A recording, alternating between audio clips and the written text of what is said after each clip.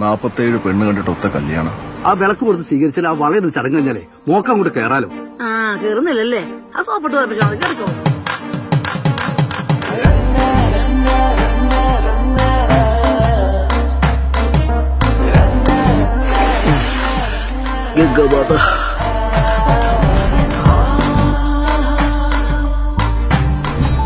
പിള്ളേരുടെ അച്ഛൻ പറഞ്ഞത് ശരിയാ ചേച്ചി. ആ മുതുകിത്തോളം എന്നെ വിളിക്കാ ചേച്ചിന്ന്. ആണോ?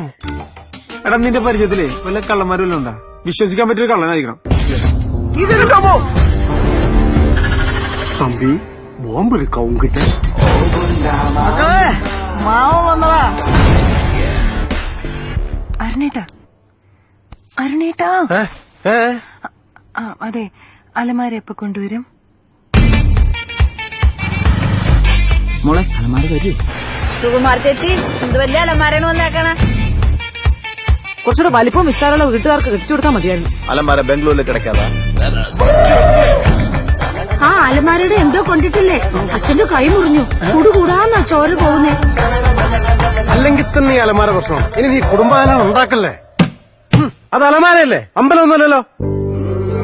വീട്ടുകാരും നാട്ടുകാരൊക്കെ ഈ കല്യാണം കൂടാനും പിന്നെ ബിരിയാണി കഴിക്കാനൊക്കെ കാണുള്ളൂ. ഇത് നിങ്ങളുടെ ജീവിതമാണ്. നീ ഒരു തീരുമാനം എടുക്കും.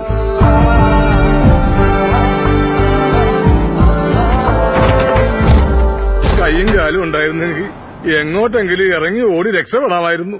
എങ്കിലും ചന്ദ്രികെ ലോകമല്ലേ, പങ്കില മനസ്സർ കാണുകില്ലേ.